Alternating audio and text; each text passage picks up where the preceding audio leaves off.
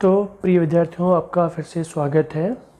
आज हम standard 9th में जो टॉपिक सीखने वाले हैं तो उसमें है कंडीशनल स्टेटमेंट्स।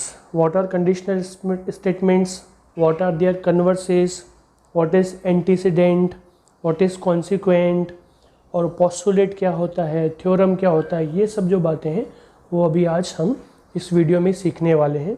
तो स्टार्ट करते हैं कंडीशनल स्टेटमेंट एंड कन्वर्ट से।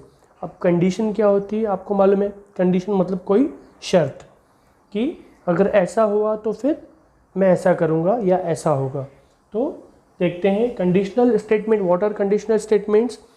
The statements which are written in if and then form. If मतलब अगर, देन तो फिर ऐसा होगा। Statements which are written in if then form are called conditional statements. Example: the diagonals of a rhombus are perpendicular bisectors of each other। ये आपको मालूम है कि डायगोनल्स के रोम्बस के डायगोनल्स एक दूसरे के परपेंडिकुलर बाइसेक्टर होते हैं। तो इस स्टेटमेंट को हम इफ़ देन फॉर्म या कंडीशनल फॉर्म में कैसे लिखेंगे? तो हम लिखेंगे, तो यहाँ पे हम रोम्बस से स्टार्ट करते हैं। If the given quadrilateral, if the given quadrilateral is rhombus, if the given quadrilateral is rhombus, then if से हो गया sentence, then its diagonals are perpendicular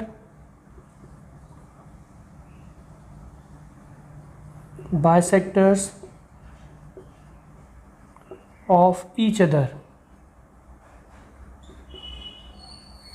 तो ये हमने सिंपल सेंटेंस को कंडीशनल फॉर्म या इफ़ देन फॉर्म में लिखा। If the given quadrilateral is rhombus then its diagonals are perpendicular bisectors of each other. अब इसमें आपको याद रखना है एक बात कि ये जो इफ़ वाला पार्ट है, इफ़ वाला पार्ट यानी कि कंडीशन वाला पार्ट, इसको बोलते हैं antecedent. This is called antecedent. Antecedent. और ये जो पार्ट है देन वाला फॉर्म या रिजल्ट वाला फॉर्म, ये कंडीशन और ये उसके रिजल्ट। तो कंडीशन इफ़ वाला जो है part that is called antecedent, और देन वाला जो पार्ट है इसको बोलते हैं कॉन्सिक्वेंट। Consequent means result. तो ये बातें हैं, एंटीसीडेंट इफ़ वाला फॉर्म, कॉन्सिक्वेंट देन वाला फॉर्म। अब हमें देखना है कि कन्वर्स क्या होता है। What is the converse? तो अब हम इस सेंटेंस का कन्वर्स भी लिख सकते हैं। Converse of the statement. Converse यानी उल्टा। जो एंटीसीडेंट था वो कॉन्सिक्वेंट बन जाएगा, जो कॉन्सिक्वेंट था वो एंटीसीडेंट बन जाएगा। तो इसी सेंटेंस को we write this sentence in we write converse of this statement. So if the given quadrilateral is rhombus then its diagonals are perpendicular bisect of each other। अब हम इसको if से स्टार्ट करेंगे। if the diagonals of a quadrilateral, if the diagonals of a quadrilateral are perpendicular bisectors of each other। तो if the diagonals are perpendicular bisector, ये पहले जो then वाला सेंटेंस था, देन वाला पार्ट था, इसको हमने लिखा इफ़ वाले पार्ट में। अब ये जो इफ़ वाला है ये हो जाएगा देन में। तो if the diagonals of a quadrilateral are perpendicular bisector of each other then it is, then it is means then that quadrilateral is a rhombus।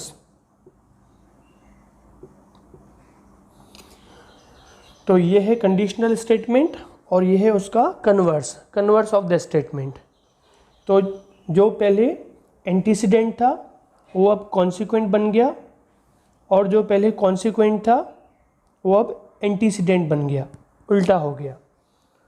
अभी हमें सीखना है what is postulate and what is a theorem. तो अब हम सीखने वाले हैं पोस्टुलेट्स, थ्योरम्स एंड प्रूफ्स। तो ये सब जो बातें हैं, postulates, theorem, proof, this knowledge was put forth by Greek mathematician Euclid. Greek mathematician Euclid, he lived in 3rd century before Christ. तो अब हम स्टार्ट करेंगे postulates. What are postulates? Postulates are the self evident geometrical statements. Self evidents मतलब वो खुद ही prove हो गए हैं, हमें उसे प्रूव करने की ज़रूरत नहीं है, और वो समझ में आता है कि वो ऑलरेडी प्रूव्ड हैं वो. तो सेल्फ एविडेंट, उसे हम प्रूव नहीं करते. तो यूक्लिड्स ने बहुत सारे पोस्टुलेट्स पेश किए. तो सम ऑफ द पोस्टुलेट्स वो ये वी विल सी नाउ.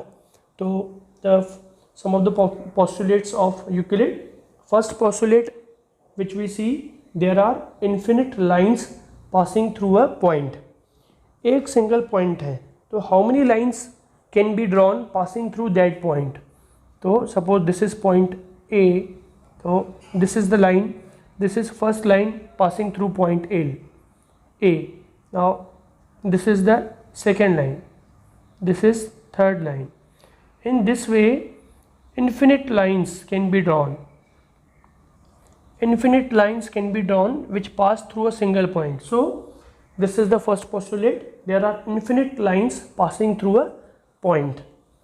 अब हम देखते हैं second postulate. There is one and only one line passing through 2 points. अब suppose 2 points are given. This is point A and this is point B. अब how many lines can be drawn passing through these 2 points? So you will see that we can draw only one line.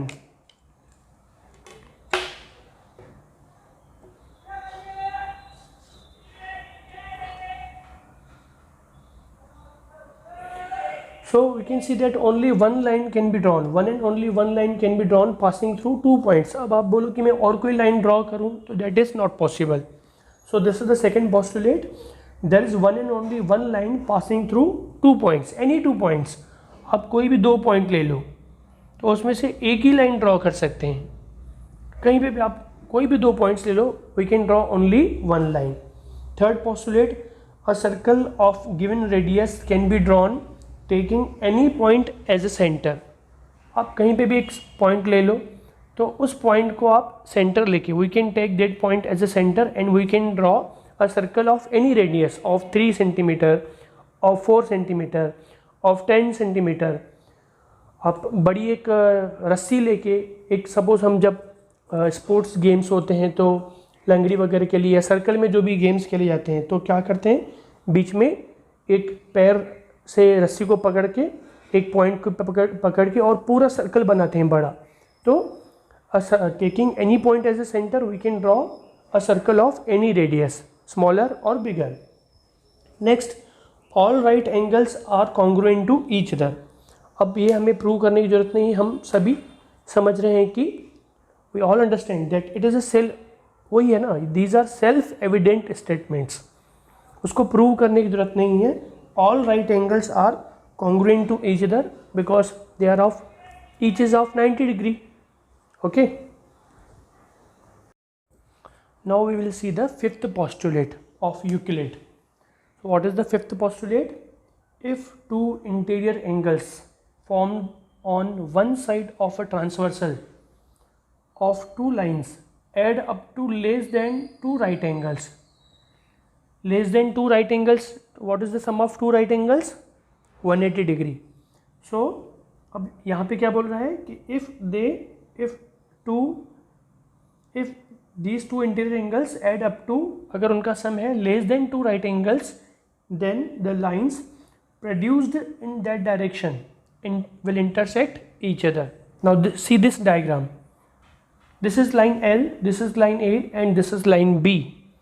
और ये जो angle है, these 2 interior angles are right angles. Each of them is a right angle and their sum is 180 degree. तो इसकी बात नहीं चल रही क्योंकि उनका सम 180 डिग्री है और इस साइड में भी सम 180 डिग्री है. बात चल रही है कि if the 2 interior angles, suppose this is angle, now here this is line P, this is line Q and this is line R. Line P is the transversal line of line Q and R. तो this angle, suppose angle X and angle y।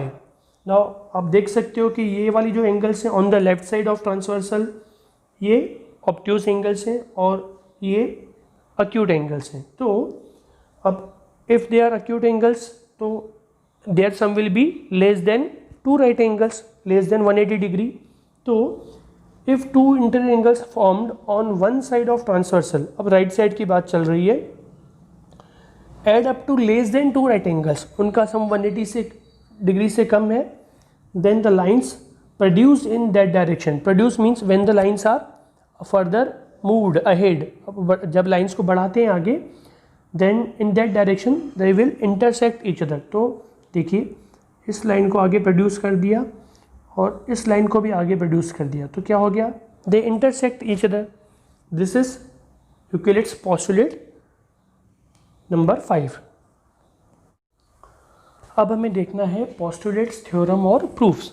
तो postulates we have already understood, अब हमें देखना है theorems and proof. Now what are theorems?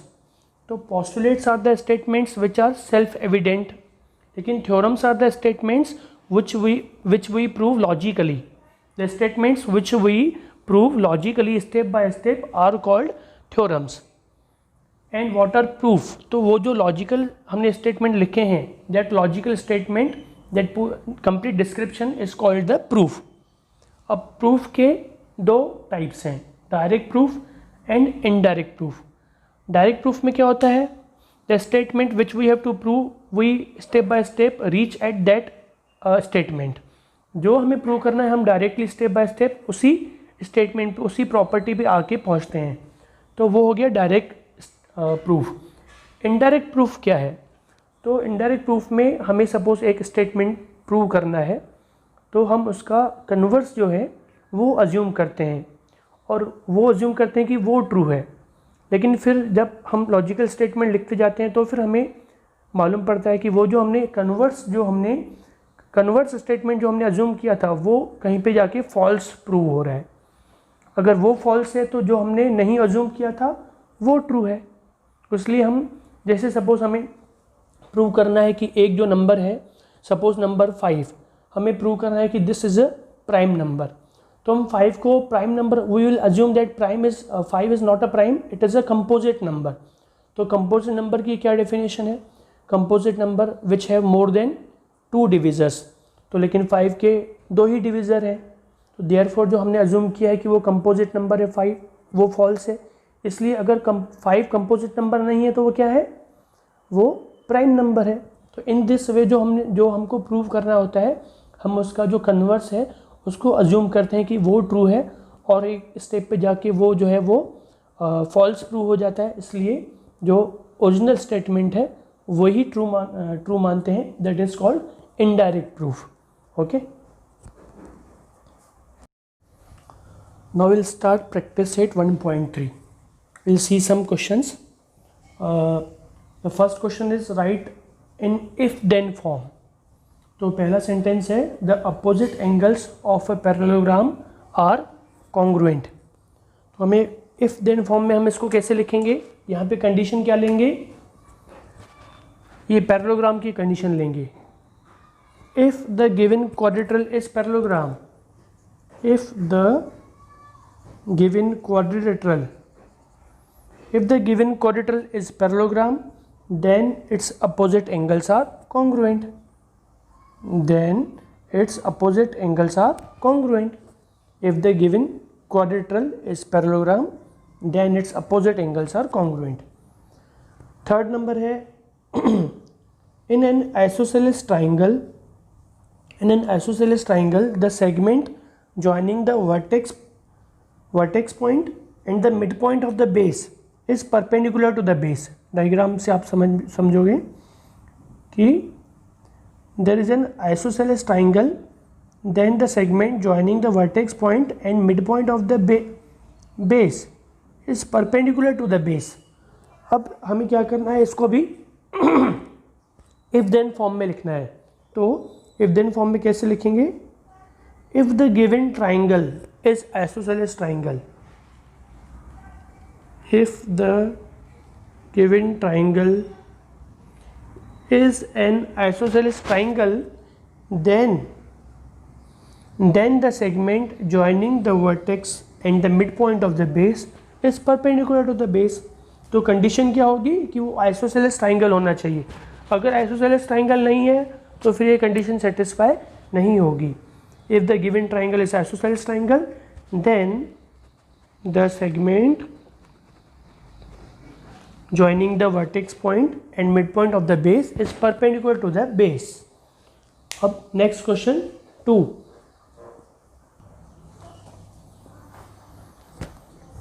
अब ये जो next question है write the converses of, write the converse statements of।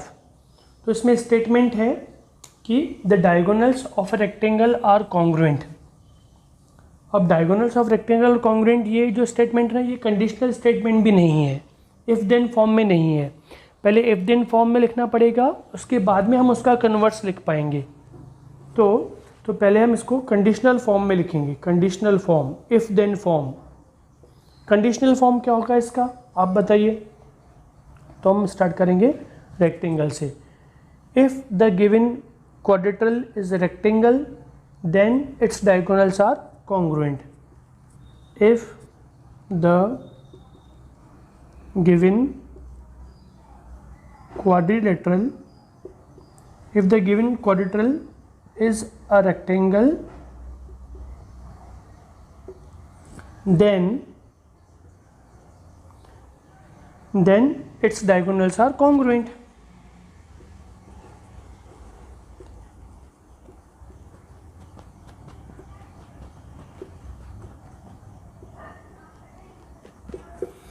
ये हो गया कंडीशनल स्टेटमेंट। अब हम इसका कन्वर्स लिख पाएंगे, इसका कन्वर्स ऑफ द स्टेटमेंट। तो यहाँ पे जो एंटीसीडेंट है वो कॉन्सिक्वेंट हो जाएगा, कॉन्सिक्वेंट इंसिडेंट हो जाएगा। तो if the diagonals of a quadrilateral are congruent, ये होगा इसका एंटीसीडेंट। इफ़ द डायगोनल्स, हम सीधा ऐसे नहीं लिखेंगे if the diagonals are congruent, if the diagonals of a rectangle नहीं लिखेंगे, of a quadrilateral, if the diagonals of a quadrilateral are congruent then it is a rectangle.